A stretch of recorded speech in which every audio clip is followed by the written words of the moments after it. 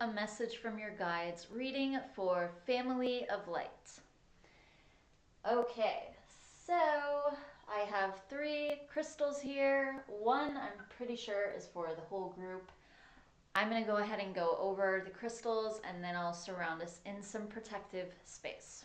So, this is Sunstone. I don't know if you can see the color okay in the camera.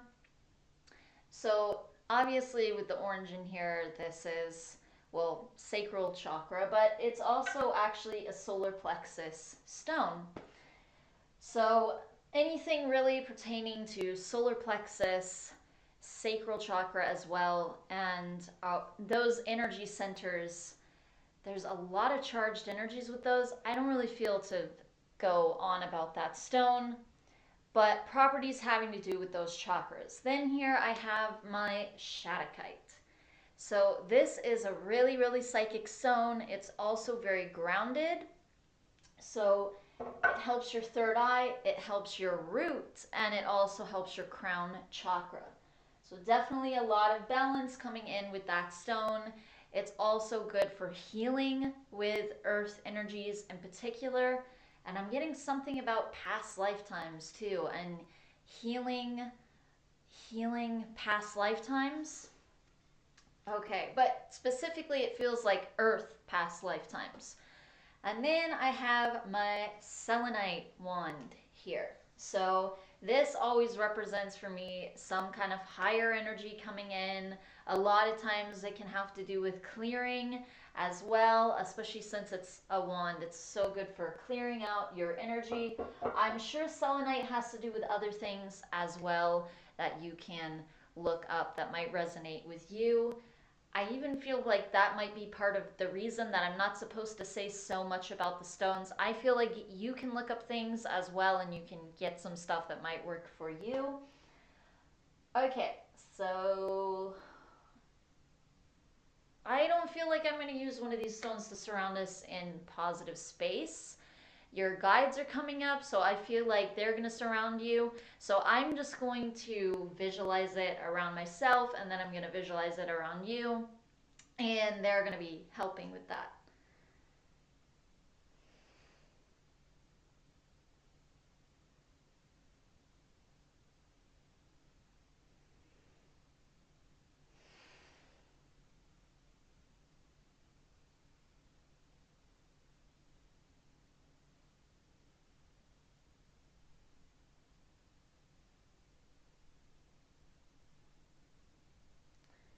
So I'm seeing this um, kind of picture that they're showing me.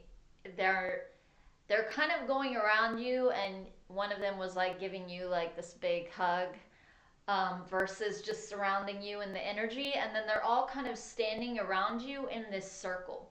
So it feels more like they're surrounding you with their energy just kind of by being there. They're just kind of forming this sort of circle of protection around you versus actually placing the energy around you.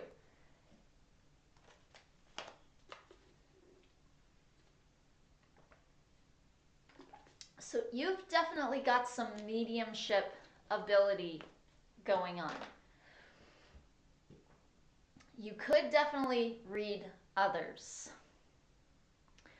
or even yourself. Like however you felt to use that, but it's definitely there to be used. I even feel this energy again, like even that's why I'm not supposed to go on about the different crystals. I don't know, there's this intuitive thing. I feel like they want you to start using your intuitive abilities more. Like, I feel like things can come to you and you can get things from them. And I almost feel like you'll receive confirmation of the things that you get, especially at first, as you're continuing it at first. But I feel like you can easily tap into your guides. It isn't that hard to do, like to just initially tap into your guides, especially not if you have a gift for mediumship. then it's relatively easy to do. Now, obviously, developing that where you get a lot more detail, that is harder, that takes some time. But just initially tapping into them and beginning that first part of the development, that would be really good for you to do. They're actually reminding me of one of my videos. I made a video about that a while back. I'll send you the link to that.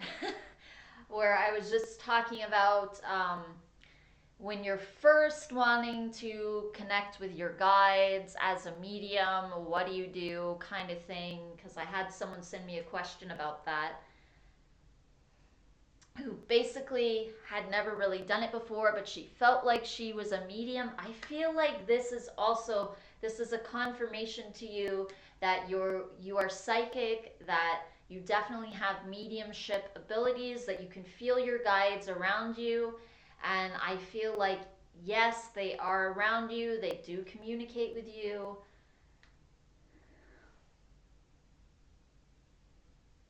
And I feel like they want to speak with you. They want to start giving you more in-depth messages.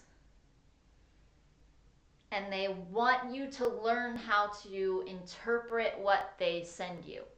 That's the thing that takes a little bit of time, is learning not so much just to connect with the guide.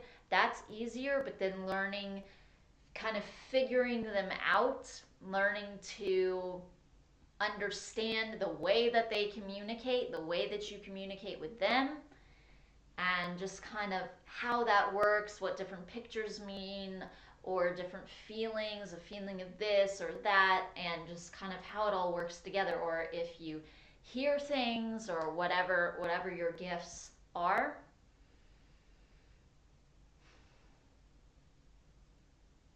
But it feels like you have the gift of mediumship, whatever psychic abilities you would have to support that. For instance, I am a medium, and then more specifically, I'm a guide angel medium. Dead people, not my thing, just not my thing. Someone else, that's their thing. But so I'm a guide angel medium, but then specifically I use clairvoyance and I use clairsentience. I lost my brain for a second there, but clairvoyance and clairsentience. But you might use something else. You can be a medium who uses claircognizance and empathy, or you can be a medium who uses, different combinations of different things. Or clair empathy. That's how I usually say it when I'm talking about how to use it in a reading versus just somebody who's picking up on everybody as they're, in the store or something like that. So there's that differentiation there. So I have, it can be a little bit hard to tell your guides apart almost, because they stand close together and they're all kind of in this group. But I have a female coming up. I don't know if she just moved behind me. I think that's the same one. Okay, so she's standing behind me. She was standing over there.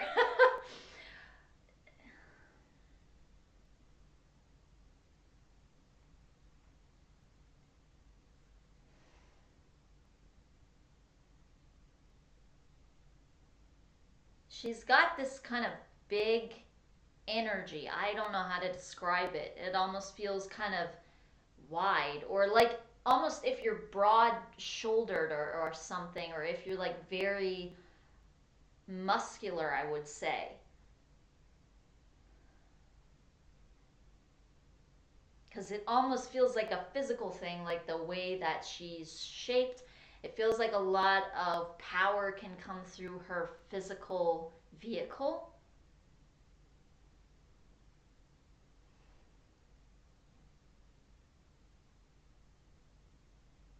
And it feels like she sends you a lot of confidence, and it feels like she protects you, but it feels like the way that she does it is she kind of sends it through you. She sends you almost what to do or what to say or how to handle different types of situations and things.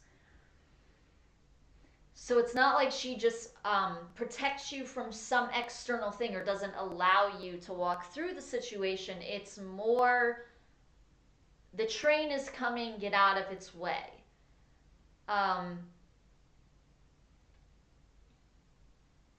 And it also feels like she can almost send you a very strong suggestion. And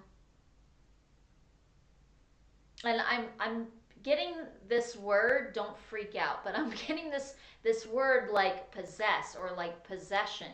But she's saying that to tell me in almost like in this way that she can. So she's like she's trying to give me a word that'll help me understand what she's trying to say, in other words, but she doesn't really mean possession, like where your mind is like taken over or something like that. But what she's trying to say is that she actually uses this mediumship ability that you have to almost snap into your field a little bit, as a means to like send you a very strong intuition sometimes of I really need to do this certain thing or not do this other thing, or I really need to say this, or I need to avoid that person. So it's like she kind of steps into your energy field a little bit.